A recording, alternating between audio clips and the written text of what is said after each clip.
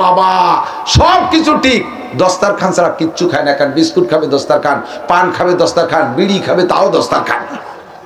বাড়ি আসলে খান সাহেবের আর খবর তাই না। হ্যাঁ, খান সাহেব কোন জায়গায় যায়, কোড়ের মধ্যে মাহায় নাই। মহিলারা তো জীবনেও দস্তারখান ব্যবহার করে না। কয় বিটি দস্তারখান ব্যবহার করে আমি জানি না। এই মহিলা আমাদের স্যার হুজুররা ছাড়া দস্তারখান মহিলাদের, ওরা ওই পাটার উপরে চুলের বিটি উপরে সাইডে নিয়ে ওখানে মাহায় জয় খাইয়েছে। খান সাহেব ঘরে এসে দিছে আল্লাহ এসে গেছে যেন একটু কয়ে যায় মহিলাকে খাবারের কথা। মহিলারা শুনতেছে তো, বিটিরা তো না ঘুমাই গেছে, তা আল্লাহ এত রাত্রি ওয়াজ দেয় নাকি, বিটিকে শোনানো যায় না। এদিক টাকা মহিলারা কখনো খাবারের আগবাদ খাবেন না, হারাম না, কবিরা সগীরা কিছু না, সংসারের বরকত কমে যায়। তো মহিলারা কি মানুষ না? মানুষ। আপনার সংসারের গার্জিয়ান মুরব্বী যারা আছে তাদের জন্য আগখানা রেখে তারপরে খাবেন, সবচেয়ে ভালো হয় তাদেরকে খাওয়াইয়া তারপরে শেষে খাওয়া। যে মহিলারা আগখানা আগের থেকে খেয়ে ফেলে, দেখবেন ওই পরিবারের পুরুষরা যত কামাই করুক পুজোতে পারে না, খালি ভাট হয়ে যায়, খালি ভাট হয়ে যায়। কারণ মহিলা চুলোর বিটিতে মারিয়ে দিয়েছে 1.5 তাল।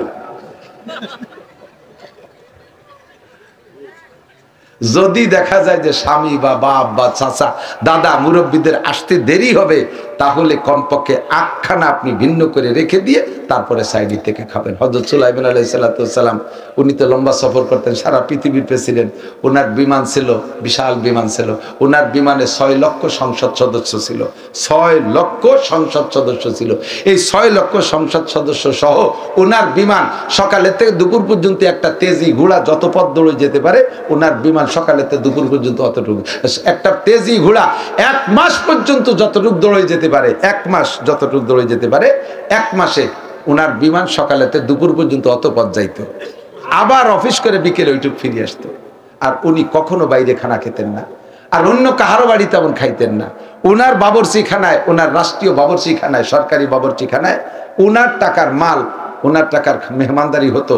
প্রত্যেক দিন এত পরিমাণ পাখি জবাই হতো, অন্য গোস্ত আলাদা। শুধু পাখির পর পাখনা হইতো 80 জন যুবকের বোঝা ডেলি, অথচ সেখান থেকে একটা লুকমাও কোনোদিন মুখে খায়নি। উনি নিজে কর্মকার যা করতেন, আলাদাভাবে একটা কিছু করতেন, সেখান থেকে যা উৎপাদন হতো আসতো, আয় আসতো, তাই দিয়ে উনি রুটি আটা ফোটা কিনে ঘরে দিতেন। যে স্ত্রীর ঘরে যে রাত্রে খাইতেন, সে অনেক স্ত্রী ছিল, সেই স্ত্রীর ঘরের থেকে সেই স্ত্রীরা রুটি বানাইতেন, সেখান থেকে খাইতেন।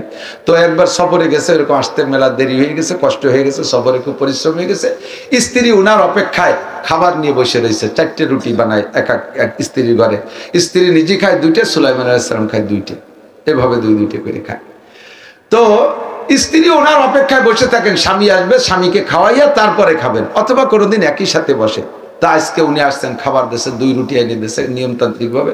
উনি 2 রুটি খাইয়ে কি দিয়ে বেশি লাগছে, আর খাচ্ছে না, মানে হাত ধুচ্ছে না, বারবার আঙ্গুল চাটতেছে, প্লেট চাটতেছে, আঙ্গুল চাটতেছে, প্লেট চাটতেছে, হাত ধুই না। তো স্ত্রী বলতেছে কি ক্ষুধা রয়ে গেছে নাকি, আর একখান দেবো রুটি? তো চুপ করে রয়েছে, কথা কয় না। আর সুকুত নিষ্পুর রেজা, চুপ থাকার সমর্থনের লক্ষণ। বোঝা যায় যে হ্যাঁ আর একখান লাগবে। স্ত্রী ঘরে যায় আর একখান রুটি এনে দিছে। যদি এই মহিলার 2খান উনি বেলা থাকতে খাইয়ে বসে থাকতো, তাহলে স্বামীর এবার পঞ্চে দিত, কথা কন, স্বামীর কোন জায়গা থেকে দিত? এই যদি আপনি পরে খাবেন, স্বামী আগে খাবে, সে তো পরিশ্রম করছে বাইরে। এবার স্বামীটা আপনি এবার কিরকম হতে হবে? আপনারও সুলাইমান আলাইহিস সালামের মতো হতে হবে। রুটি খানে নিয়ে দস্তারখানে দিছে, সুলাইমান আলাইহিস সালাম জিব্বেটা টাইনি ধরে আদ্যে পিটেছে, জিব্বে তোর জম্মের খান খাই দেবো। তুই যদি এই রুটি খান খাইস, ওখান থেকে আরেকজনের হক, তার তো আধা পেট নিয়ে খালি পেটে ঘুমোতে হবে না, তোরে জম্মের খান খাই দেবো। এই রুটিটি আবার খাইতে, উনার এবার খাইতে দেন, সেই রুটি খান নিজেরে নিজে খাওয়াইনি, জিব্বে তোরে জম্মের খান খাই দেবো। তুই আরেকজনের হক কেন খাবি? আমরা বাড়ি যেদিন ভালো রান্না হয়, মুরগি টুরগি রান্না হয়, কিছু আছে, আমার কানে খবর আছে, অনেকগুলো খবর আছে। ছেলে মেয়েরা দূরি সরাই দে, কইল যে কো, মাটিয়ে কো, গিলে কো, মুরগির মাথা হই নেই, দুমসি কো, সিনের গো, গোস্ত কো, সব খুঁটিয়ে রাক্ষস খাইয়ে আড্ডি গুড্ডিগুলো ছেলে মেয়ে বউ বস্তারে দিছে। তুমি বিটা দেশে কত জায়গা দাওয়াত খেয়ে বেড়াও, মহিলারা তো সব জায়গা জাতি পারে না। আবার ঘরে যেদিন ভালো খাবার হয় সেদিনও খুঁটিয়ে খাও, ও বিটিরা কবে কোন জায়গা যেয়ে খাবে? হ্যাঁ, আলহামদুলিল্লাহ, আল্লাহ আমার সারা বাংলাদেশের ভালো খানা খাওয়ায়। আমি বাজার করি আমার তৌফিক অনুযায়ী। আমি বাড়ি যাইয়ে কিছুই খাতি পারি না, বাড়ি যে পাতলা ডাইল একটু শাক পাতা এগুলো খাই, যা বাজার করি তোমরা খাও, দেয় আমার সামনে সবই, আমি আমারে খাইতে মনে চায় না, তোমরা খাও। আমরা বেটারা বাইরে কত জায়গা দাওয়াত খাই, মহিলারা কিরকম খায়, কাজেই ঘরের খানাটা বউরে জোর করে খাওয়াবেন। বড় মাছ কিনলে মাথাটা তুমি খাও, আপনারাই দেবে, আপনারে দেবে, মহিলার দায়িত্ব আপনারে দেবে, আপনার দায়িত্ব মহিলারে জোর করে খাওয়াবেন, তুমি খাও। কথা কন, মহিলারা পরে খাবেন, আগে খাইলে খানার বরকত নষ্ট হয়ে যায়, সংসারে ভাটি লেগে যায়। দস্তারখান যে কথা বলতে যে সরে আসছি, দস্তারখানের আমল মহিলারাও করবেন। দস্তারখানের উপরে পড়লে সেখান থেকে তুলে খাইলে রুজির বরকত বাড়ে। স্বামী জীবন ভরে মোটা কামাই করে উজতি পারেন না, তার কারণ হলো খানার সুন্নতের মধ্যে আমল নাই। হযরত উসমান গনি রাদিয়াল্লাহু তাআলা আনহু তো সাহাবাদের মধ্যে সবচাইতে বড় ধনী ছিলেন। এর ধন সম্পদ কত ছিল তা তিনিই জানেন, আর নবী পাক জানেন, আল্লাহ জানেন। হযরত উসমান বলেন, একদিন এসে বলতেছে, ওগো নবী, আল্লাহর কাছে একটু দোয়া করেন, আল্লাহ আমার সম্পদ কমাই দিক। সম্পদ কেউ চান নাকি? কথা, সম্পদ কেউ কমাতে চায়? ছেলে মেয়ে কমাতে চায়, সম্পদ কমাতে চায় না। আল্লাহু আকবার। উসমান কয়, হুজুর একটু দোয়া করেন, আল্লাহ আমারে গরিব বানাই দিক। হুজুর কয়, উসমান, আমার সব সাহাবাই তো গরিব, তোমরা 2-4 জন একটু ধনী, তোমাদের সম্পদ কত কাজে লাগে। তুমি তবুকের যুদ্ধে যে টাকা দেছো আর কেউ তো পরিমাণ দিতে পারে নাই। তবুকের যুদ্ধের মতো 10টা যুদ্ধ পরিচালনা করা যায় তোমার টাকা দিয়া। তোমার যদি এই হারে টাকা না থাকতো যুদ্ধ চালাইতাম কি দিয়া? এই জন্য তোমার সম্পদ রে আমি কমিয়ে যাওয়ার বদদোয়া করতে পারবো না। তুমি কেন সম্পদ কমাইতে চাও? ওসমান কয়, হুজুর, এই সম্পদের হিসাব রাখতে যে আমার মন মতো ইবাদত করতে পারি না, যারা পরিমাণ কম করে না, কিন্তু তারপরও তৃপ্তি হয় না, নিজের মন সারে না ইবাদত কইরা। তাই হুজুর একটু সম্পদ কমায় দিতে করে আল্লাহকে, তাহলে আমি একটু পরাণ করে ইবাদত করতে পারবো। হুজুর বলেন, আমি তা বলতে পারবো না, তবে সম্পদ কমানোর একটা আমল তোমারে শিখাই দিতে পারি, সেটা তুমি করে বেড়াবো, আমি করতে পারবো না। কাজী হুজুর কন্তায়। হুজুর বললেন, হাতের থেকে খাবারের সময় যেই লুকমাটা নিচে পড়ে যাবে, লুকমা মানে খাদ্যের অংশ, ছোট বড় যাই পড়ুক, ওইটা তুলে খাওয়া না, খুঁটিয়ে খাওয়া না।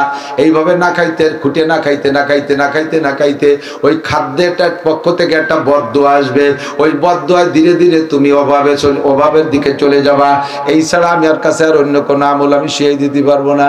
হযরত উসমান চিন্তা, খাবার পড়ে যাবে, তা খুঁটিয়ে খাবো না, কি কয়? আচ্ছা, তাতে যদি সম্পত্তি কমে চেষ্টা ওইটি দেই। চেষ্টা হতে যে প্রথম দিন চেষ্টা উটির পিটি বসে খেজুর খাচ্ছে। উঠ তো 3 তালা, গরুর 2 হাঁটু, উটের 3 হাঁটু, আমার দাফনার দ্বারে 1 হাঁটু, 3 তালা উঠ। এই উট বড় লম্বা এক উটির পিটি বসে খেজুর খাচ্ছে। একটা খেজুরে অর্ধেক খাইছে, আর অর্ধেক হাতের স্লিপ করে পড়ে গেছে, এই নিচে মাটিতে পড়ে গেছে। সেই উটিতে নামিয়ে বাইয়ে সাইয়ে আইসিয়ে সেই ধুলোবালির নদীতে খেজুর টুক উঠাইয়ে মুছিয়ে ধুইয়ে তাই আবার খাচ্ছে। হুজুর তাই দিয়ে বেলাইছে। হুজুর কা, উসমান, তুমি করি বাবা, তুমি করি আর আমল করতেছ, তুমি করি বাবা না জীবনেও। উটির মিটিতে নামি এসে যে লোকটা আজকন খেজুর খুঁটিয়ে খায়, সে কিভাবে গরিব হয়? দস্তারখান বিছাই খানা খাবেন, পরে যা খানাটা খুঁটে খাবেন। শুধু ভাত পড়ছে তা না, তরকারিও যেটা হালাল ওটা তুলে খাবেন। যাই খাওয়ার মতো পড়ে গেলে সেটা তুলে খাবেন, রুটির টুকরা খুঁজে উঠাইয়া খাবেন। আল্লাহু আকবার। এই হলো দস্তারখান। এগুলো আমল করেছেন, তবলিগি যাইয়া বাড়ি আইছে আমল নাই, তবলিগি যে নামাজ পড়ছেন বাড়ি আইছে নামাজ নাই, এরকম হবে না। ওয়াবুদ রাব্বাকা হাত্তা ইয়াতিয়াকাল ইয়াকিন। গত রমজানে রোজা রাখছেন, সামনে রমজানে রাখবেন না, বিরতি নেবেন, এমন হবে না। 6 মাস, 2 বছর, 5 বছর দাঁড়িয়ে রাখছিলেন, আবার মাঝে কিছুদিন কাটিয়ে বেলাইছেন, আবার কতদিন পর রাখবেন। এগুলো বাহানা বদমাইশি ছাড়া আর কিছু না, এগুলো হবে না। ইবাদত হবে ওয়াবুদ রাব্বাকা হাত্তা ইয়াতিয়াকাল ইয়াকিন, মরণকাল পর্যন্ত ইবাদত করব। কতক্ষণ ইবাদত হবে? কতদিন? ওটা যে কত বড় হবে আপনি জানেন না। ও শেষ রাতে উঠে মামলা মালিকের সাথে যোগাযোগ করে, ওর একটা থাপ্পড় দেবেন, তারা খেয়ে যাবেন, ও কিন্তু আল্লাহর ওলি।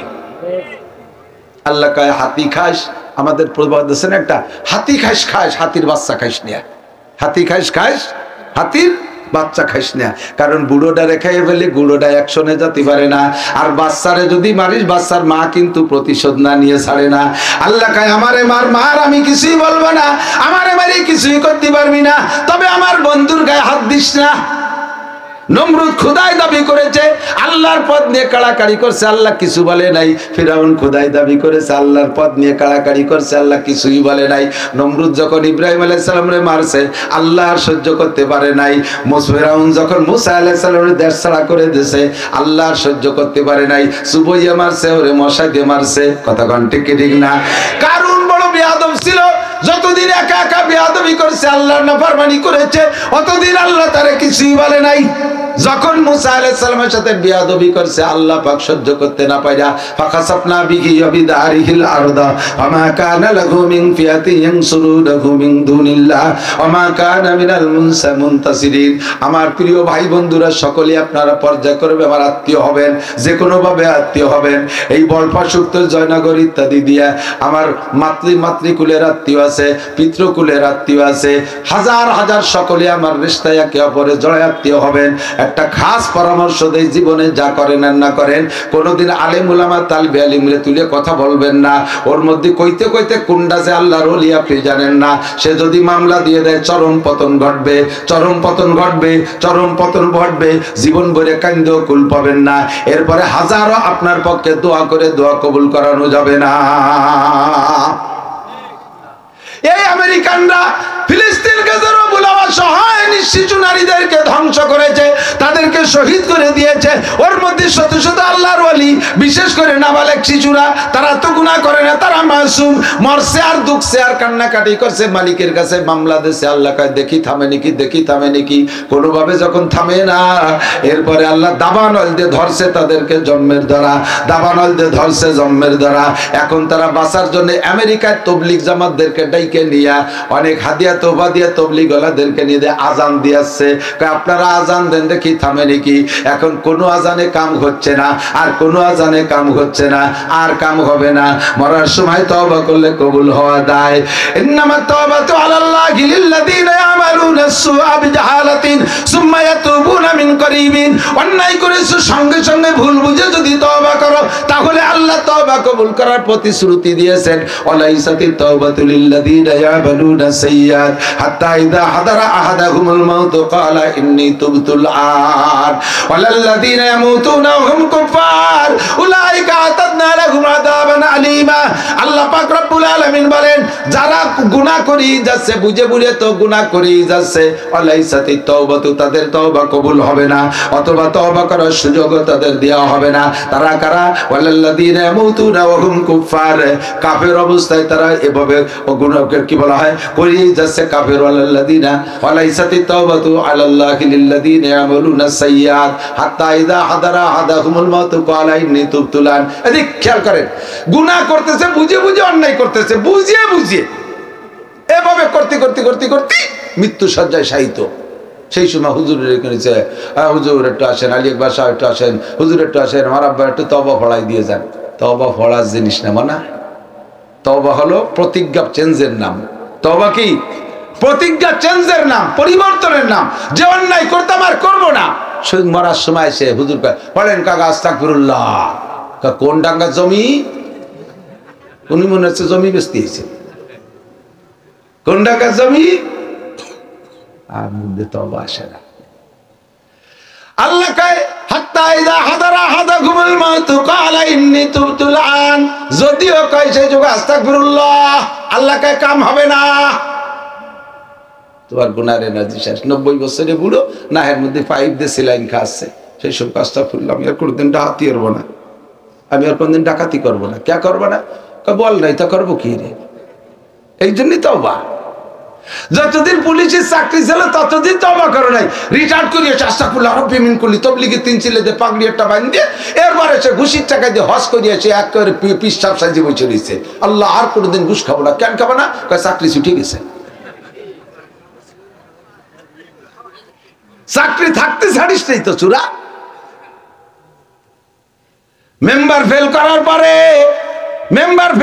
পরে এবার তওবা দিলে আর কোনোদিন ভিজিএফ কার্ড বেঁচে খাবো না, কোনোদিন আর পঙ্গু ভাতা বয়স্ক ভাতা করতে যে পয়সা খাবো না। কেন খাবো না? মেম্বার অতিবারই নেই। ফেল করছি মেম্বারেতে, তাই খাবো না। সুযোগ যতদিন ছিল ততদিন তওবা করো নাই, সুযোগ ছুটে যাওয়ার পরে তওবা। ওয়ালাল্লাযীনা ইয়ামুতুনা ওয়া হুম কুফার, আর ওই সকল লোকের তওবা কবুল হবে না যারা জীবন ভরে কাফের আর মরার আগে তুলসী তলা নিয়ে যায়। দেখছেন হিন্দুরা তুলসী তলা নিয়ে যায়, মনে করছে মরে গেছে, তুলসী তলা নিয়ে ওই জায়গা কিন্তু তারে কলমা পড়ায়। ওদের সংস্কৃতি ভাষায় কি কয় জানেন? কয় লাইলং এলেলং মুহাম্মাদং রাসূলং, এটাই হলো লা ইলাহা ইল্লাল্লাহ মুহাম্মাদুর রাসূলুল্লাহ। ওদের ওই গীতার ভাষায় কয় লাইলং এলেলং মুহাম্মাদং রাসূলং, আল্লাহ কয় কোন রং কাজ হবে নং। এখন আর কোন রং কাজ হবে না। এখন সারা দুনিয়ার মুয়াজ্জিনদের যদি এই দাবানলের মধ্যে আজান দিয়াও, আল্লাহ কয় আজানের মেয়াদ শেষ, আজানের টেম্পার বাতিল হয়ে গেছে। এতদিন তওবা করিস না, এখন ধরা খাইয়া তওবা করতে আসছো, বন্ধু কাম হবে না। সানাস্তাদরিজুহুম মিন হাইসু লা ইয়ালামুন, কোন কথাতে যেন চলে আসছে একটু স্মরণ করাই দিয়ে গেলাম। যাই করেন আর না করেন, কথায় কাজে আচার আচরণে বেয়াদবি করবেন না। কে যে কবে মামলা দিবে, যে কোনো জায়গায় পড়ে যাবেন, যে কোনো জায়গায় পড়ে যেতে পারেন। আল্লাহ হেফাজত করে, জোরে বলেন আমিন। আমি দোয়া করি আল্লাহ আপনারা দোয়া করেন, আমি যাতে জান্নাতে যাইতে পারি, আমার এলাকার সম্পর্কে সবাইকে যেন সুপারিশ করতে পারি। আবার আপনি যদি জান্নাতে যান, আমি মাওলানা নাসির যদি বিপদে পড়ে যাই, আপনি আমার একটু সুপারিশ করেন, আপনি আমারে সুপারিশ করেন। আমরা এই কন্টাকে বন্দী হয়ে যাই, কথা কোন ঠিক কি ঠিক না? আমি আপনাদের সুপারিশ করব যদি প্রথম চান্সে ডান হাতে আমলনামা পাই। আপনারা কি সুপারিশ করবেন যদি আমি বিপদে পড়ে যাই? আল্লাহ না করুক, সবাইকে আল্লাহ কবুল করুক, বলেন আমিন। ইমামে গাযালি রাহমাতুল্লাহ আলাইহি কে এক বেঈমান, এক বেদুইন যুবক, এক বেদুইন বেঈমান কাফের যুবক, ছাগলের রাখাল, এদিকে ছাগলের রাখাল আবার কাফের। ও আইসে ইমাম গাযালি রহমতের ঠাট্টা করে বলতেছে, হুজুর আপনি তো এত বড় হুজুর, আপনার দাম বেশি না আমার এই ছাগলের দাড়ির দাম বেশি? কোন তো কি করছি, থাপড়ায় দাঁত ফেলাই দিতে। ইমাম গাযালি রহমতুল্লাহ আলাইহি বলেন, তোমার দাম আমার দাম বেশি না তোমার ছাগলের দাম বেশি? প্রশ্নের জবাব নাও বাবা। কিয়ামতের ময়দানে যদি আল্লাহ পাক আমাকে বিনা হিসাবে ডান হাতে আমলনামা দিয়ে জান্নাতে পাঠিয়ে দেয়, তাহলে আমি তোমার ছাগল না, সারা দুনিয়ায় যা কিছু আছে তার চাইতে আমি গাযালি দামি। ফামান যুহজিয়া আনিন নার ওয়া উদখিলাল জান্নাতা ফাকাদ ফাজ, আমি তাহলে তোমার অনেক কিছুর চাইতে দামি।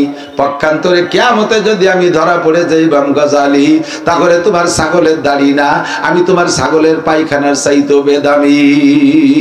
যত বড় হুজুর হই না কেন, কিয়ামতে যদি পার হয়ে যেতে পারি তাহলে আমি দামি, আর যদি ধরা খেয়ে যাই তাহলে আমার চাইতে বেদামি কিচ্ছুই হতে পারে না। কথা কোন ঠিক কি ঠিক না? আমার প্রাণ প্রিয় বন্ধু যুবকরা, নিজের জিন্দেগির মোড় ফিরাই ফেলো, কন্ট্রোল করো। আল্লাহ পাক আমাকে তোমাকে কত যত্ন সহকারে সৃষ্টি করেছেন, আবার কত কিছু দিয়ে লালন পালন করতেছেন। অসংখ্য নিয়ামত আল্লাহ আমার জন্য বানাইছে। সিজনালি কত কত সুন্দর খেজুরের রস আল্লাহ দিছে, কুশা আখের রস দিচ্ছে, গুড় দিচ্ছে, আম দিচ্ছে, কাঁঠাল দিচ্ছে, লিচু দিচ্ছে, আনারস দিচ্ছে, হাজার হাজার, বলতে গেলে জীবন শেষ হয়ে যাবে, বলা শেষ হবে না। আল্লাহ কয় ওয়া ইন তাউদ্দু নি'মাতাল্লাহি লা তুহসুহা, আমি তোমার জন্য এত নিয়ামত বানিয়েছি বান্দা, তোমরা সকলে মিলে গণনা করে শেষ করতে পারবে না। তোমাকে অসংখ্য টাকার অক্সিজেন আমি সরবরাহ করে যাচ্ছি আমার দিক। যারা আইসিইউতে থাকছেন, যদি কেউ থেকে থাকেন সে বলেন, আর না থাকলেও কমপক্ষে আপনাদের রোগীরা যদি আইসিইউতে কেউ ঘুরে এনে থাকেন, বলেন কি পরিমাণ বিল দেওয়া লাগে, অক্সিজেন বিল কি পরিমাণ অক্সিজেন বিল দেওয়া লাগে। ঘন্টায় 2000-3000 টাকা করে বিল নেয়। মরার পরে ওই যে আইসিইউতে না, মরার পরও 3 দিন রাখে, কম্পিউটার দিয়ে ওই শ্বাস প্রশ্বাস দেয়, তাতে এই 3 দিন রাখতে পারে, মোটাটা বিল করতে পারে। মরিয়া গেছে তারপরও কাজে আসে, দোয়া করতে থাকেন, দেখি হতে পারে কিছু। 3 দিন পর না ডেড হয়ে গেছে, এবার টাকা পেলেন 3 দিনে টাকা। যে কি অপকৌশল! 1 ঘন্টায় 3000 টাকা, ডেলি 320 কত টাকা আসে? কত? 3 কুড়ি 60, 12, 72,000 টাকা। 72,000 টাকার বিল আসে, অক্সিজেনের বিল। কোনদিন কি আল্লাহ অক্সিজেনের বিল চাইছে? আল্লাহ কয় অক্সিজেনের একটা বিল আমি চাই, তুমি অক্সিজেনের বিলটা দিবা, তাহলে তোমার অক্সিজেন আরো সুন্দরভাবে চলবে। অক্সিজেনের বিল টাকা দিয়ে না, অক্সিজেনের বিল সুন্দর শ্বাস প্রশ্বাস আসে, বলবেন আলহামদুলিল্লাহ, বলেন না বিল দেন আলহামদুলিল্লাহ। ভালো পানি খেয়ে বলি আলহামদুলিল্লাহ, অক্সিজেন নিয়ে বলি আলহামদুলিল্লাহ। ভালো ঘুম হয় বলেন আলহামদুলিল্লাহ। যার কারণে ঘুম থেকে উঠে দোয়া পড়তে হয়, কি কন? গুফরানাকা আলহামদুলিল্লাহ, গমের দোয়া গুফরানাকা কি? আলহামদুলিল্লাহিল্লাযী আহইয়ানা বা'দা মা আমাতানা ওয়া ইলাইহিন নুশুর। সব প্রশংসা ওই আল্লাহর যে আল্লাহ বারে 6-8 ঘন্টা মারিয়ে রেখে আবার বাঁচায় দিয়েছে। কতক্ষণ? পায়খানা সুন্দর করে পেটেতে ক্লিয়ার হয়ে যাওয়াটা এটা কষ্টের না শান্তির? পায়খানা ক্লিয়ার হওয়া যে কত বড় শান্তির, যারা আটকে গেছে সে বোঝে, ঠিক না? যারা আটকে গেছে সে বোঝে। যার কারণে পায়খানার পরে দোয়া করতে হয় কি কইয়া? আলহামদুলিল্লাহ গুফরানাকা আলহামদুলিল্লাহিল্লাযী আযহাবা আনিল আযা ওয়া আফানি। ক্ষমা চাই ওই আল্লাহর কাছে, প্রশংসা সেই আল্লাহর যে আল্লাহ পাক আমার থেকে কষ্টদায়ক জিনিস বের করে দিয়ে আমাকে প্রশান্তি দান করেছে। বলেন না আলহামদুলিল্লাহ। অসংখ্য নিয়ামত পানি। হে বান্দা, তাহলে তোমার কাছে আমার কোনো দাবি থাকতে পারে কি পারে না? ধান দিলাম, চাউল দিলাম, টাকা দিলাম, পয়সা দিলাম, দালান দিলাম, গাড়ি দিলাম, বাড়ি দিলাম, বিবি দিলাম, বাচ্চা দিলাম, সন্তান দিলাম, আত্মীয় স্বজন কত কিছু দিলাম, জায়গা দিলাম, জমি দিলাম, টাকা দিলাম, পয়সা দিলাম, ব্যাংক দিলাম, ব্যালেন্স দিলাম, পদ দিলাম, পদস্থ দিলাম, অফিসার বানাইলাম, কত কিছু বানাইলাম। এর পিছনে আমার কোনো, এই অবদানের পিছনে আমার কোনো দাবি থাকতে পারে কিনা জানতে চাইলাম। আল্লাহ বলো তোমার কি দাবি আছে? আল্লাহকে কোনো দাবি না, আমার দাবি একটাই মাত্র, ওমা খালাকতুল জিন্না ওয়াল ইনসা ইল্লা লিয়াবুদুন। তুমি আর কিছু করো না করো, আমার ইবাদত করবা, আমার গোলামি করবা, আর কাহারও গোলামি করতে পারবা না। তোমার মেম্বার হইতে পাঠাই নাই, চেয়ারম্যান হইতে পাঠাই নাই, শিল্পপতি, কোটিপতি, রাষ্ট্রপতি, ভগ্নিপতি হওয়ার জন্য তোমারে পাঠাই নাই, দর্জন দর্জন ছেলে মেয়ে প্রোটেকশন দিবা সেজন্য তোমারে পাঠাই নাই, জায়গা জমির মালিক হবা সেজন্য তোমারে পাঠাই নাই। তোমারে পাঠানোর উদ্দেশ্যে একমাত্র আমার ইবাদত করবা, আর তোমার যা কিছু লাগবে সবকিছু প্রোটেকশন দেবো আমি, সবকিছু সাপ্লাই দেবো আমি, তুমি শুধু ইবাদত দিবা। আল্লাহ কতক্ষণ ইবাদত করব? আল্লাহ কয় ওয়াবুদ রাব্বাকা হাত্তা ইয়াতিয়াকাল ইয়াকিন। শোনা যাচ্ছে কথা, বোঝা যায়? ওয়াবুদ রাব্বাকা হাত্তা ইয়াতিয়াকাল ইয়াকিন। তোমার রবের ইবাদত করবা মরণ আসার আগ পর্যন্ত। কতদিন? ওয়াবুদ রাব্বাকা হাত্তা ইয়াতিয়াকাল ইয়াকিন। ইয়াকিন মানে মরণ, ইয়াকিন মানে, ইয়াকিন মানে দৃঢ় বিশ্বাস। একটু বুঝতেছেন নাকি জানি না। ইয়াকিন আসার, খেয়াল করতেছেন না মনে হয়? খেয়াল করতেছেন? ইবাদত কার?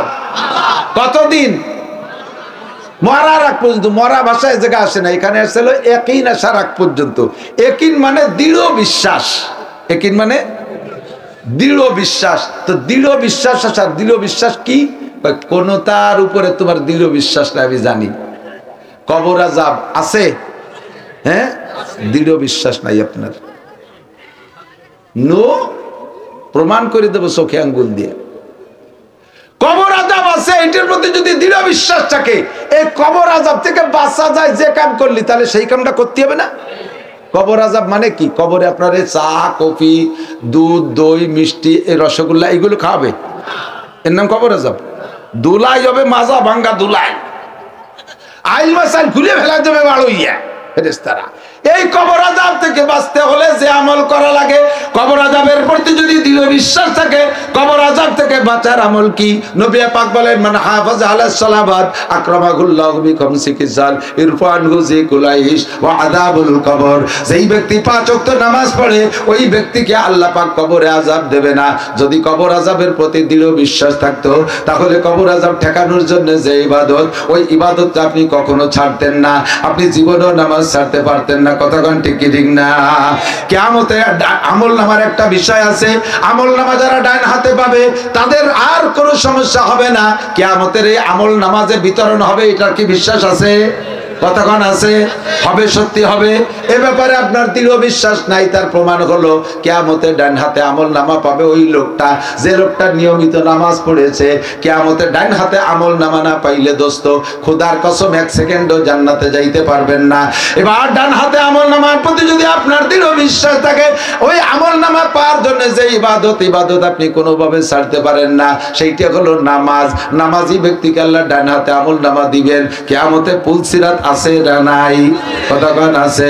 পুলসিরাত আছে না নাই? এই পুলসিরাতের উপরে আপনার দৃঢ় বিশ্বাস নাই, একেবারে এটা মুখে বলি আর তাই স্বীকার করেন। মূল দৃঢ় বিশ্বাস যদি থাকে, পুলসিরাত পার হওয়ার যে আমল, ওই আমল আপনি ছাড়তে পারেন না। হুজুর বলেন, যে ব্যক্তি 5 ওয়াক্ত নামাজ পড়ে, এমরু আলা সিরাতে কালবার, ওই ব্যক্তি বিদ্যুৎ গতিতে পুলসিরাত পার হয়ে যাবে, ওর পুলসিরাতে কোনো ঝামেলা হবে না। যদি পুলসিরাতের পর দৃঢ় বিশ্বাস থাকতো, তাহলে জীবনে আপনি নামাজ ছাড়তে পারতেন না, কারণ পুলসিরাত পার হওয়ার জন্য আর কোনো তদবির নাই, কোনো তাবিজি কাম হবে না, কোনো অফিসার প্রফেসররা ধরে লাভ হবে না, কোনো উপদেষ্টা ধরে লাভ হবে না। ও জায়গায় একটাই মাত্র উপদেষ্টা, সেটা হলো নামাজ। নামাজ পড়লে ওলাকে পুলসিরাত বিদ্যুৎ গতিতে পার করে দিবেন। পুলসিরাত পার হওয়ার পরে আছে জান্নাত। জান্নাতের বিশ্বাস আছে? আপনার কথা বলেন আছে? যদি জান্নাতের পর দৃঢ় বিশ্বাস থাকতো, নবী পাক বলেন ওয়ায়াদখুলুল জান্নাতা বিগাইরি হিসাব, নামাজি ব্যক্তি বিনা হিসাবে জান্নাতে চলে যাবে, তার কোনো হিসাব নিকাশ হবে না। যদি জান্নাতের পর দৃঢ় বিশ্বাস থাকতো, তাহলে জান্নাতে বিনা হিসাবে যার যে আমলটা নামাজ, এইটা মুসলমান কোনোদিনও ছাড়তে পারতেন না। আপনি নামাজ পড়েন না, আবার কোন দৃঢ় বিশ্বাস জান্নাতে। আপনি নামাজ পড়েন না, আবার পুলসিরাতের দৃঢ় বিশ্বাসের কথা মুখে বলেন।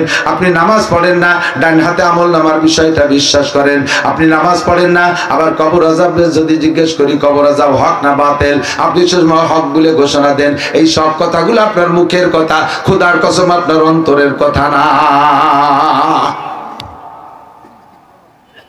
আল্লাহ কয় তুমি আমার কোরআনকেও দৃঢ়ভাবে মানো না, আমার নবীকেও দৃঢ়ভাবে মানো না, এমনকি আমি আল্লাহকেও বিশ্বাস করো না। কিয়ামতে আমার সামনে এসে তোমার 4টি প্রশ্নের জবাব দেওয়া লাগবে। আনুমরিহি ফিমা, আপনার গোটা জিন্দেগির হিসাব, ওয়ান শাবাবিহি ফিমা, আবলা যৌবনকালের হিসাব, ওয়ান মালিহি মিন আইনা ইকতাসাবা ফিমা আনফাকা, মাল কোত্থেকে কামাই করেছো, কোথায় খরচ করেছো, জবাব দিয়ে যাও। ওয়ামাদা আমিলা বিমা আলিমা, জীবনে যা কিছু উলামায়ে কিরামের কাছ থেকে শুনছো শিখছো, তারপর আমল করছো কতটুক। আল্লাহর কসম, আল্লাহর কসম, আল্লাহর কসম, 4 প্রশ্নের জবাব না দিয়ে এক কদম সামনে বাড়তে পারবেন না।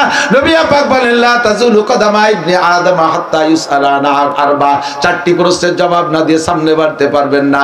আল্লাহর সামনে জবাব দেয়া লাগবে। এই কথাকে যদি আপনার বিশ্বাস থাকতো, জীবনে কোনোদিন ওই 4 জায়গায় অন্যায় করতে পারতেন না। আল্লাহ কয় প্রমাণ হয় তোমার কোনো জায়গা দৃঢ় বিশ্বাস নাই, তবে একটা জায়গা তোমার দৃঢ় বিশ্বাস আছে, জায়গাটার নাম হলো মরণ। আল্লাহ না থাকলেও মরণ আছে না নাই? কোরআন সত্যি না হলেও মরণ আছে না নাই? নবী সত্যি না হলেও মরণ হবে কি হবে না, এ ব্যাপারে সন্দেহ আছে?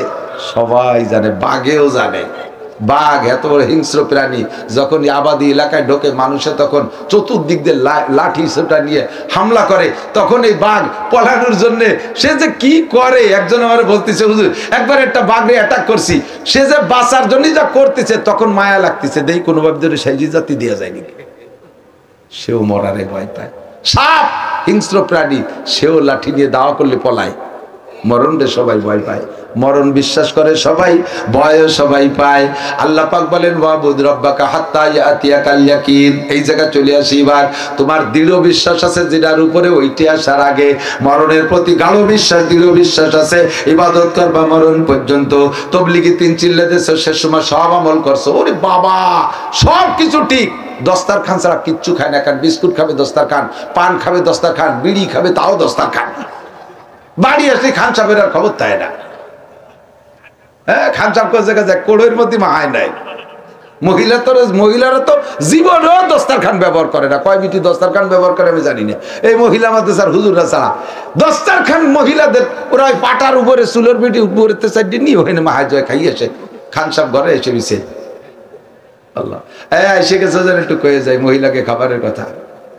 মহিলারা শুনতেছে তো, বিটিরা তো না ঘুমাই গেছে, তা আল্লাহ দিলে এত রাত্রি ওয়াজ দেয় নাকি, বিটিকে শোনানো যায় না। এদিক টাকা মহিলারা কখনো খাবারের আগবাদ খাবেন না,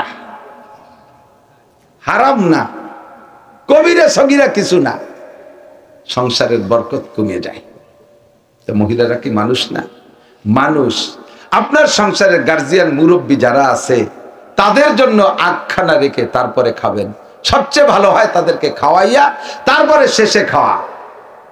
যে মহিলারা আগখানা আগের থেকে খেয়ে ফেলে, দেখবেন ওই পরিবারের পুরুষরা যত কামাই করুক পুজোতে পারে না, খালি ভাট হয়ে যায়, খালি ভাট হয়ে যায়। কারণ মহিলা চুলোর বিটিতে মারিয়ে দিয়েছে 1.5 তাল। যদি দেখা যায় যে স্বামী বা বাপ বা চাচা দাদা মুরব্বীদের আসতে দেরি হবে, তাহলে কমপক্ষে আটখানা আপনি ভিন্ন করে রেখে দিয়ে তারপরে সাইডি থেকে খাবেন। হযরত সুলাইমান আলাইহিস সালাম উনি তো লম্বা সফর করতেন, সারা পৃথিবীর প্রেসিডেন্ট। ওনার বিমান ছিল, বিশাল বিমান ছিল। ওনার বিমানে 6 লক্ষ সংসদ সদস্য ছিল, 6 লক্ষ সংসদ সদস্য ছিল। এই 6 লক্ষ সংসদ সদস্য সহ ওনার বিমান সকালে থেকে দুপুর পর্যন্ত একটা তেজি ঘোড়া যত পথ দৌড়ে যেতে পারে, ওনার বিমান সকালে থেকে দুপুর পর্যন্ত অতটুকু। একটা তেজি ঘোড়া 1 মাস পর্যন্ত যতটুকু দৌড়ে যেতে পারে, 1 মাস যতটুকু দৌড়ে যেতে পারে, 1 মাসে ওনার বিমান সকালে থেকে দুপুর পর্যন্ত অত পথ যাইতো, আবার অফিস করে বিকেলে ওইটুকু ফিরে আসতো। আর উনি কখনো বাইরে খানা খেতেন না, আর অন্য কাহারো বাড়ি তেমন খাইতেন না। ওনার বাবরচিখানায়, ওনার রাষ্ট্রীয় বাবরচিখানায়, সরকারি বাবরচিখানায় ওনার টাকার মাল, ওনার টাকার মেহমানদারি হতো। প্রত্যেক দিন এত পরিমাণ পাখি জবাই হতো, অন্য গোস্ত আলাদা। শুধু পাখির পর পাখনা হইতো 80 জন যুবকের বোঝা ডেলি, অথচ সেখান থেকে একটা লুকমাও কোনোদিন মুখে খায়নি। উনি নিজে কর্মকার যা করতেন, আলাদাভাবে একটা কিছু করতেন, সেখান থেকে যা উৎপাদন হতো, আসতো, আয় আসতো, তাই দিয়ে উনি রুটি আটা ফোটা কিনে ঘরে দিতেন। যে স্ত্রীর ঘরে যে রাত্রে খাইতেন, সে অনেক স্ত্রী ছিল, সেই স্ত্রীর ঘরের থেকে সেই স্ত্রীরা রুটি বানাইতেন, সেখান থেকে খাইতেন। তো একবার সফরে গেছে, এরকম আসতে মেলা দেরি হয়ে গেছে, কষ্ট হয়ে গেছে, সফরে খুব পরিশ্রম হয়ে গেছে। স্ত্রী উনার অপেক্ষায় খাবার নিয়ে বসে রয়েছে, 4টে রুটি বানায় এক স্ত্রীর ঘরে। স্ত্রী নিজে খায় 2টে, সুলাইমান আলাইহিস সালাম খায় 2টে, এভাবে 2-2টে করে খায়। তো স্ত্রী ওনার অপেক্ষায় বসে থাকেন, স্বামী আসবে, স্বামীকে খাওয়াইয়া তারপরে খাবেন, অথবা কোনোদিন একই সাথে বসে। তা আজকে উনি আসছেন, খাবার দেশে 2 রুটি এনে দিয়েছে নিয়মতান্ত্রিক ভাবে। উনি 2 রুটি খাইয়ে কি দিয়ে বেশি লাগছে, আর খাচ্ছে না, মানে হাত ধুচ্ছে না, বারবার আঙ্গুল ছাড়তেছে, প্লেট ছাড়তেছে, আঙ্গুল ছাড়তেছে, প্লেট ছাড়তেছে, হাত ধুই না। তো স্ত্রী বলতেছে কি ক্ষুধা রয়ে গেছে নাকি, আর একখান দেবো রুটি? তো চুপ করে রয়েছে, কথা কয় না। আর সুকুত নিষ্পুর রেজা, চুপ থাকার সমর্থনের লক্ষণ। বোঝা যায় যে হ্যাঁ আর একখান লাগবে। স্ত্রী ঘরে যায় আর একখান রুটি এনে দিছে। যদি এই মহিলার 2খান উনি বেলা থাকতে খাইয়ে বসে থাকতো, তাহলে স্বামীর এবার পঞ্চে দিত, কথা কন, স্বামীর কোন জায়গা থেকে দিত? এই যদি আপনি পরে খাবেন, স্বামী আগে খাবে, সে তো পরিশ্রম করছে বাইরে। এবার স্বামীটা আপনি এবার কিরকম হতে হবে, আপনারও সুলাইমান আলাইহিস সালামের মতো হতে হবে। রুটি খানে নিয়ে দস্তারখানে দিছে, সুলাইমান আলাইহিস সালাম জিব্বেটা টাইনি ধরে আদ্যে পিটেছে, জিব্বে তোরে জম্মের খান খাই দেবো। তুই যদি এই রুটি খান খাইস, ওখান থেকে আরেকজনের হক, তার তো আধা পেট নিয়ে খালি পেটে ঘুমোতে হবে না, তোরে জম্মের খান খাই দেবো। এই রুটিটি আবার খাইতে, উনার এবার খাইতে দেন, সেই রুটি খান, নিজেরে নিজে খাওয়াইনি, জিব্বে তোরে জম্মের খান খাই দেবো। তুই আরেকজনের হক কেন খাবি? আমরা বাড়ি যদি ভালো রান্না হয়, মুরগি টুরগি রান্না হয়, কিছু আছে, আমার কানে খবর আছে, অনেকগুলো খবর আছে। ছেলে মেয়েরা দূরি সরাই দে, কইল যে কো, মাটিয়ে কো, গিলে কো, মুরগির মাথা হই নেই, দুমসি কো, সিনের গো, গোস্ত কো, সব খুঁটিয়ে রাক্ষস খাইয়ে আড্ডি গুড্ডিগুলো ছেলে মেয়ে বউ বাচ্চারা দিছে। তুমি বিটা দেশে কত জায়গা দাওয়াত খেয়ে বেড়াও, মহিলারা তো সব জায়গা জাতি পারে না। আবার ঘরে যেদিন ভালো খাবার হয়, সেদিনও খুঁটিয়ে খাও। ও বিটিরা কবে কোন জায়গায় যেয়ে খাবে? হ্যাঁ, আলহামদুলিল্লাহ, আল্লাহ আমারে সারা বাংলাদেশের ভালো খানা খাওয়ায়।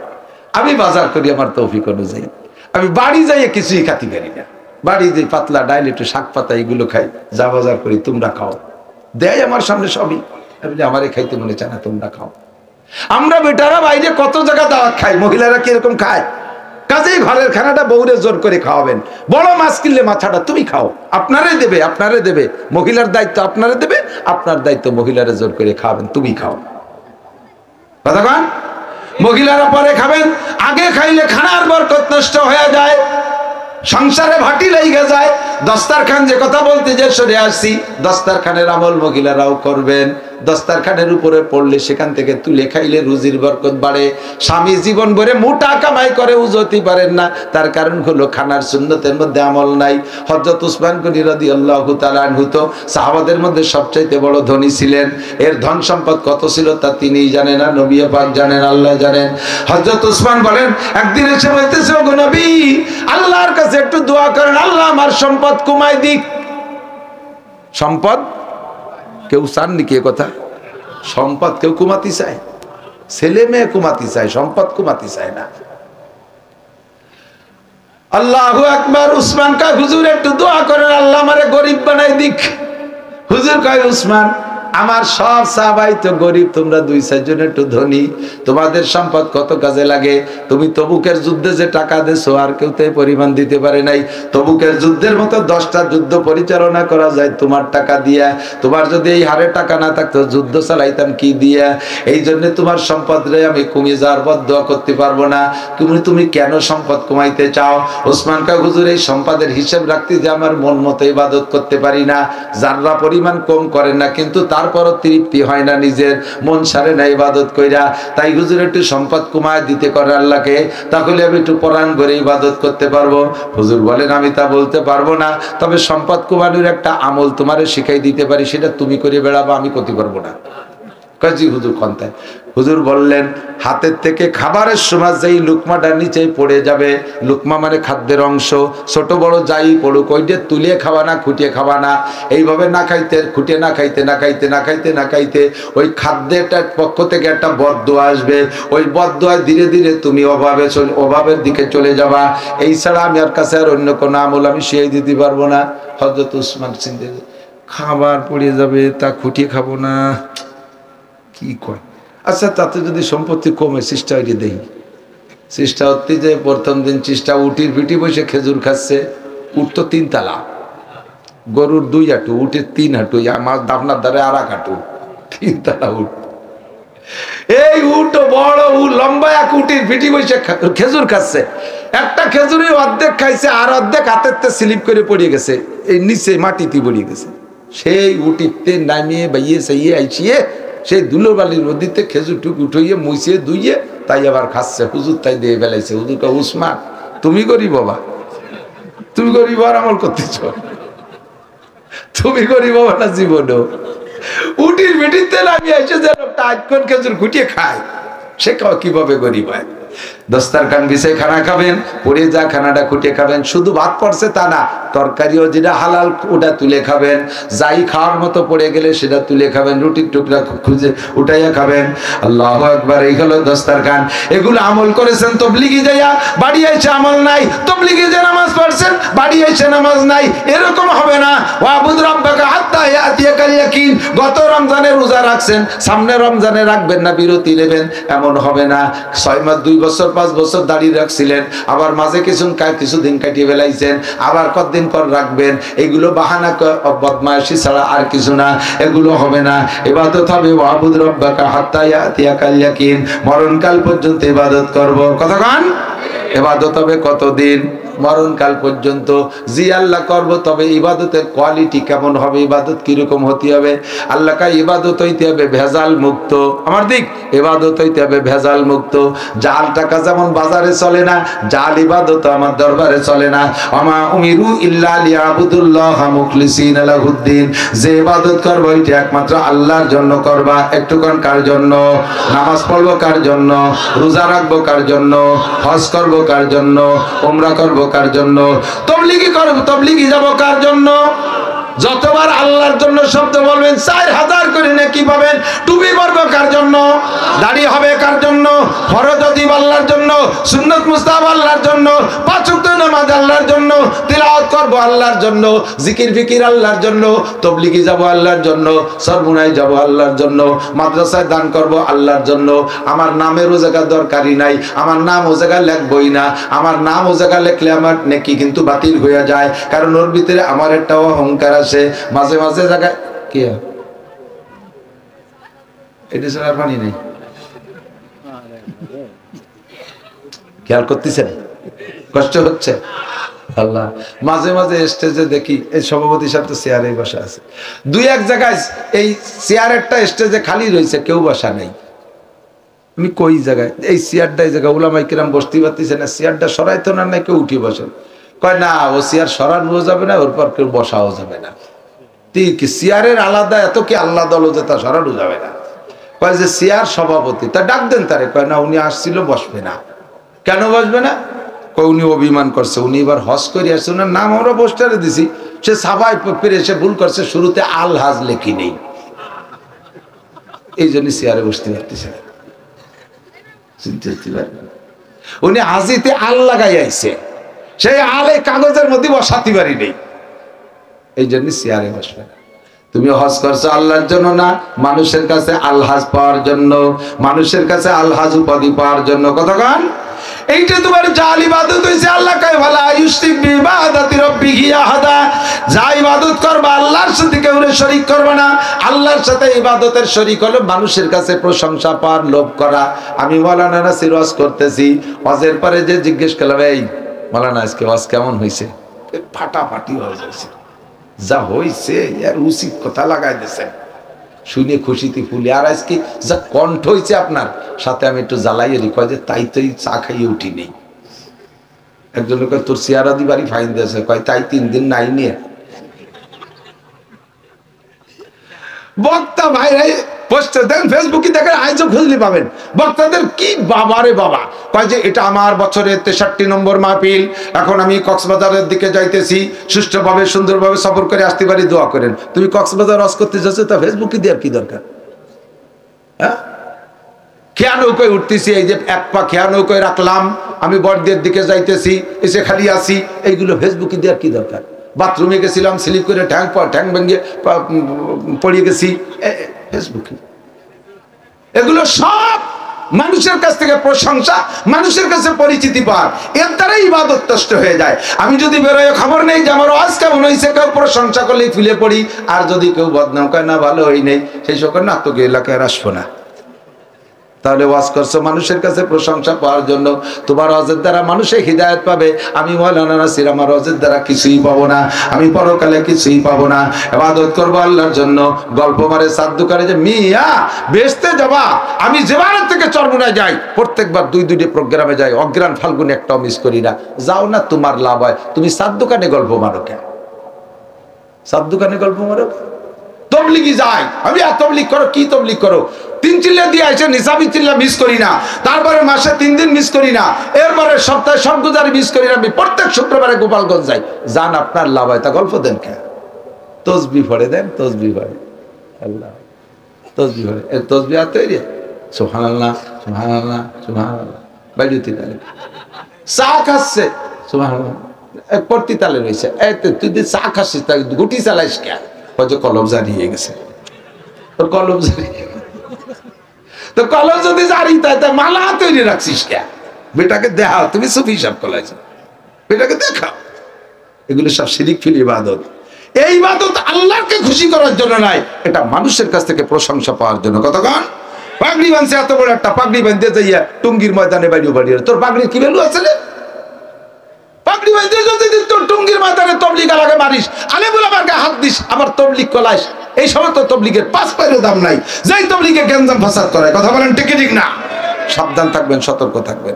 ওয়ালা ইউশরিক বিইবাদাতি রাব্বিহি আহাদা, ইবাদত হবে ফ্রেশ আল্লাহর জন্য, মুখলিসিন লাহুদ্দিন, ইখলাসের সাথে আল্লাহর জন্য তবলিগ করবেন। ইবাদত সব আল্লাহর জন্য হবে, ঠিক না?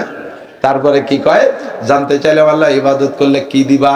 কয় যে ইবাদত করলে তুমি কি চাও? শান্তি চাও তুমি, শান্তি, দুনিয়ার শান্তি।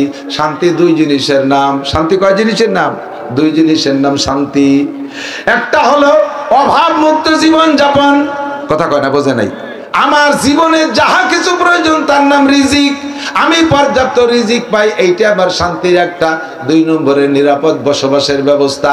1 কোটি টাকা ঘরে রেখে দরজা খুলে ঘুমাই থাকবো, রাতের বেলা ঘরের মধ্যে চোর ডাকাত কেউ ঢুকবে না।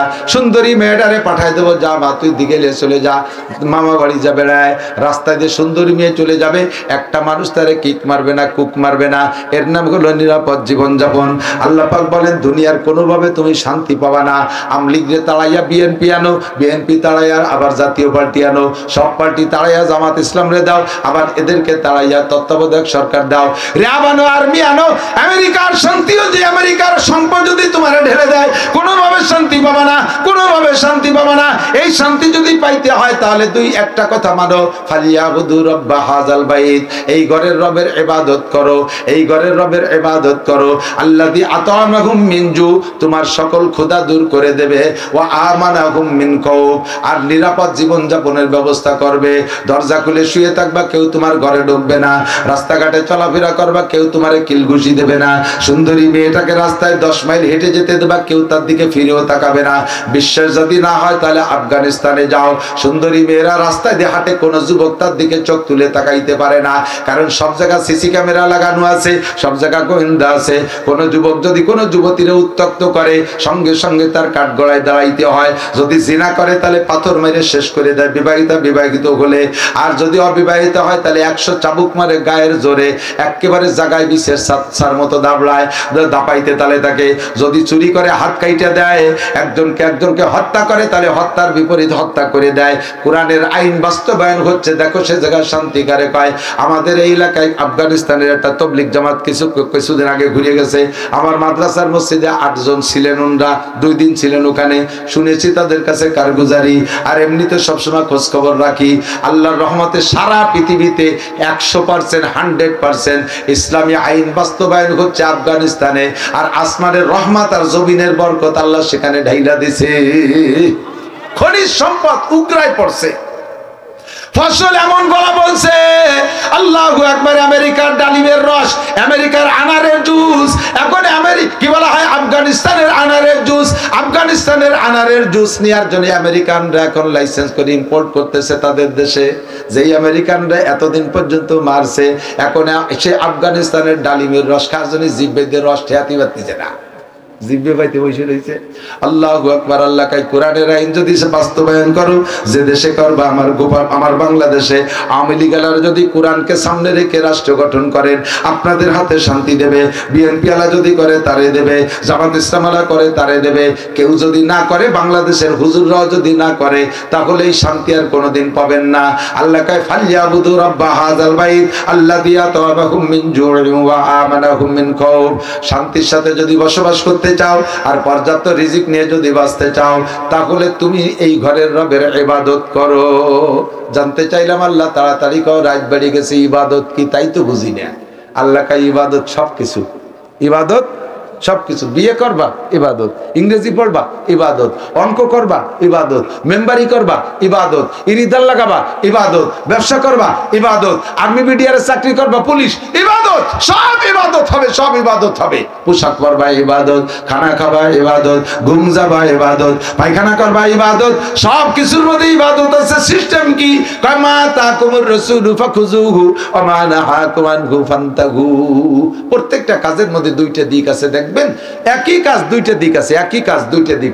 সন্তান জন্ম দেওয়া, সন্তান জন্ম দেওয়া, এর মধ্যে 2টা দিক আছে না নাই?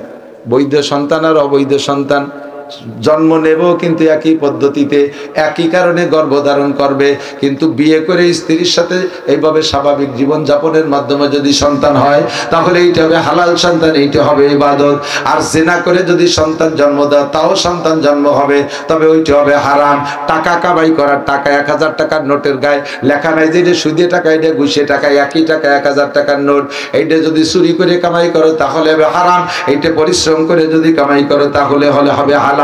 একই জিনিসের মধ্যে 2টা দিক পাবা। তুমি পোশাক পরবা, পোশাক পরা ইবাদত হবে। প্যান্টের মধ্যে বাম পাটা আগে ঢুকাইয়া ডাইন পা পরে ঢুকবা, তাহলে পরা হবে, ইবাদত হবে না। ডাইন পা আগে ঢুকাইয়া বাম পা পরে ঢুকবা, পরাও হবে, ইবাদত হবে। খানা খাইতে বসে বাম হাত দিয়ে খাবা, খাওয়া হবে, ইবাদত হবে না। ডাইন হাত দিয়ে খাবা, ইবাদত, খাওয়া হবে, ইবাদত হবে। কতক্ষণ এমন করে যে কাজে হাত দিবা, ওই কাজে আল্লাহর হুকুম আর নবীর তরিকায় যদি হয়, তাহলে তোমার ইবাদত হবে।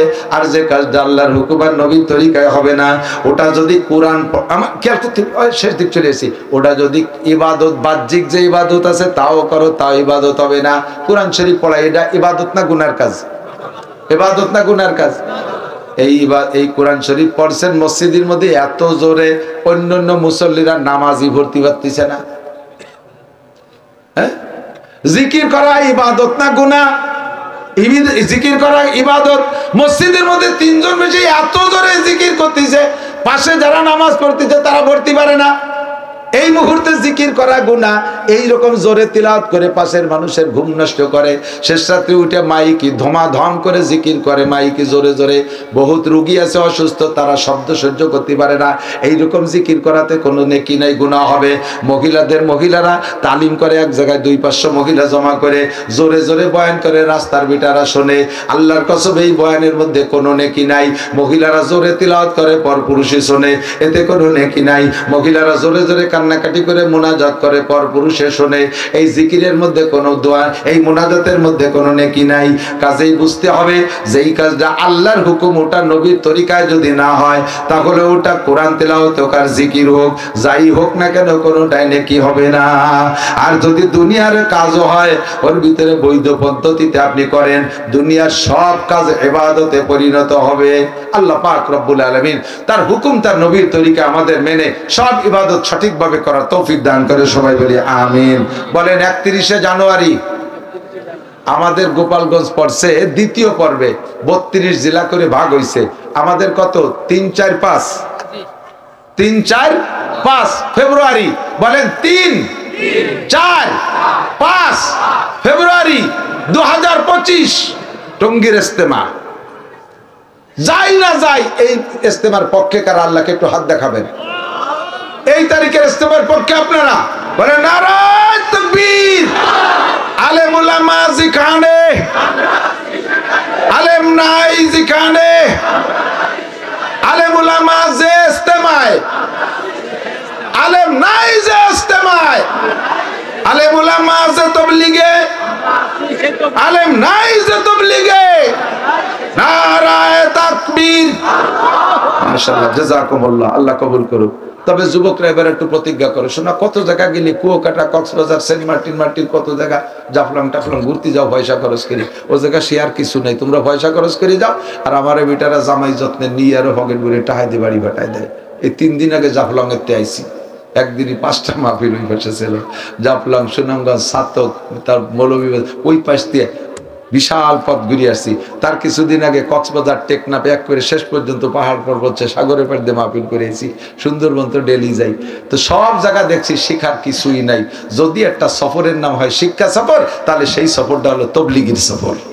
কথাগণ, তবলিগে গেলে সব কিছু শেখায়, সব কিছু শেখায়। হাঁটার সময় শেখায়, শোয়ার সময় শেখায়, খাওয়া শেখায়, ওযু শেখায়, গোসল শেখায়, নামাজ শেখায়, অল এভরিথিং শেখায় তবলিগের ভিতরে। আর এই তবলিগের সবচাইতে বড় মজমা, আল্লাহর দুনিয়ায় হজের পরে সবচেয়ে বড় মজমা টঙ্গীর ইজতেমা। আমার বাংলাদেশে, গরিব দেশে আল্লাহ তাআলা হাদিয়া দিয়েছে। আমরা যদি রযত্ন করি, বেকদর করি, হাতের থেকে ছুটে যাবে, কপালের থেকে ছুটে যাবে। এজন্য আমরা এবার যুবকরা সিদ্ধান্ত নাও, আমরা এবার বড় একটা অংশ এই এলাকা থেকে, পশ্চিম গোপালগঞ্জ থেকে আমরা ইনশাআল্লাহ টঙ্গীর ময়দানে যাব ইনশাআল্লাহ।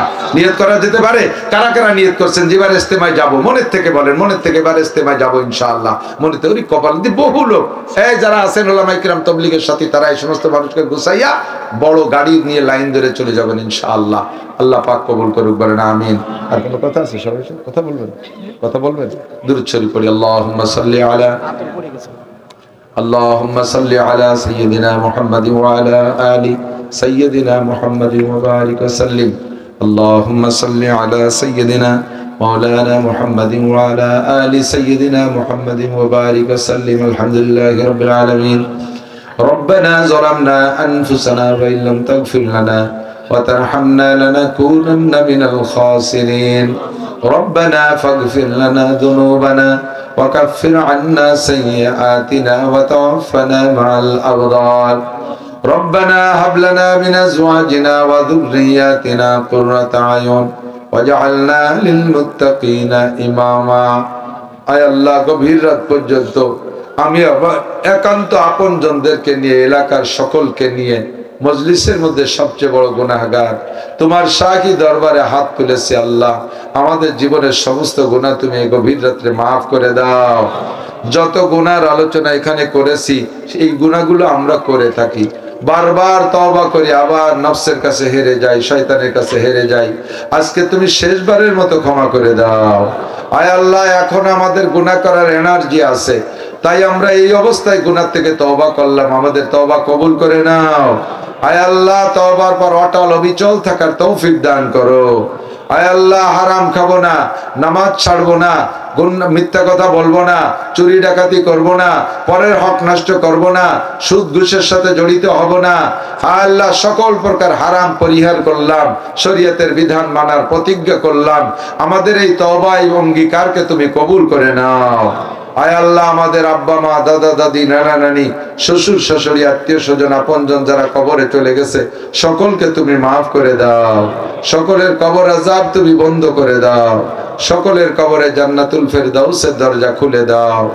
বিশেষ করে এই এলাকায় মাদ্রাসার দেয়ারে যত কবরবাসী মরহুম মুর্দাগান শুয়ে আছে সকলকে তুমি মাদ্রাসার ওসিলে আমাদের দুয়ার ওসিলে ক্ষমা করে দাও।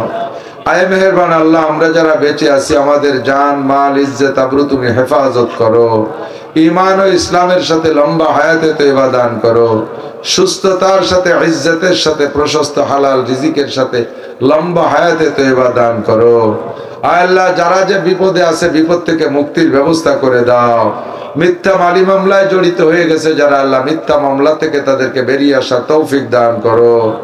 আয় আল্লাহ, সারা দুনিয়ার মাদারিসে দিনিয়া কওমিয়া গুলো কবুল করে নাও, খাস করে জ্ঞানাসুর এই মাদ্রাসাটা তুমি কবুল করে নাও, মাদ্রাসার সব হাজাত পূরণ করে দাও।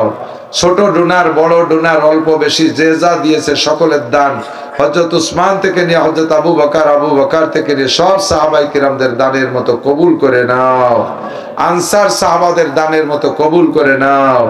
এই মাদ্রাসায় দিনদার ইমানদার জাহিন ফাকিন ছাত্র মুদাররিস দ্বারা ভরপুর করে দাও। আয় আল্লাহ, মাদ্রাসার সাথে যারা জড়িত আছে আল্লাহ খেদমতের সাথে উস্তাদগণ এবং এলাকার কমিটির জনগণ সর্বসাধারণ মহিলারা মুষ্টি চাল দিয়ে ছাত্রদের লজিং রেখে ভাত খাওয়াইয়া খেদমত করে, সকলের খেদমত তুমি কবুল করে নাও। আমরা ছোট বড় টুকিটাকি ইবাদত যা করি আল্লাহ ইবাদত গুলো তুমি ইখলাসের খাতায় কবুল করে নাও। আয় আল্লাহ, শিরিক থেকে আমাদের ইবাদত গুলোকে তুমি হেফাজত করো, আমাদের মনের ভিতরে ইখলাস ও তাকওয়া পয়দা করে দাও।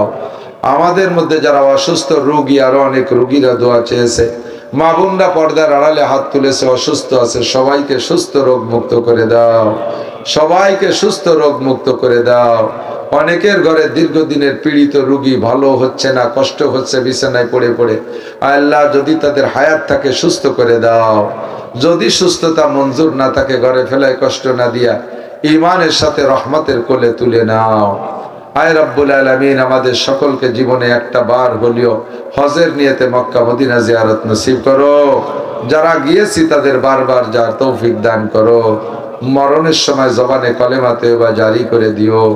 আয় আল্লাহ, সারা বাংলাদেশে উলামায়ে কেরাম এই সিজনে দাওয়াতের কাজে ব্যস্ত থাকে, বক্তারা মাঠে চলাফেরা করে, হাদেসা দুর্ঘটনা অ্যাক্সিডেন্ট চোর ডাকাত গুন্ড বদমাশ শত্রু দুশ্মনের হাত থেকে আল্লাহ হেফাজত করো। আয় আল্লাহ হেফাজত করো। আয় আল্লাহ, আমার সুলতান শাহী ঘোড়াদার সুলতানুল মাদ্রাসা কবুল করে নাও, সকল প্রকার ফিতনার হাত থেকে আমার মাদ্রাসাকে আল্লাহ হেফাজত করো। এলাকার মানুষ আমার মাদ্রাসা অনেক দান করে, তাদের জন্য আমার খাস দরখাস্ত, উলামায়ে কেরাম যদি জান্নাতি হয় তাদের সাথে এনাদেরকে জান্নাতি করে দিও। রব্বির হামহুমা কামা রব্বায়ানি সগীরা রব্বি জিদনি ইলমান নাফিআ। সাল্লাল্লাহু তাআলা আলা খায়রি খালকিহি মুহাম্মাদিন ওয়া আলিহি ওয়া আসহাবিহি আজমাইন বিরহমাতিকা ইয়া আরহামার রাহিমিন। আসসালামু আলাইকুম।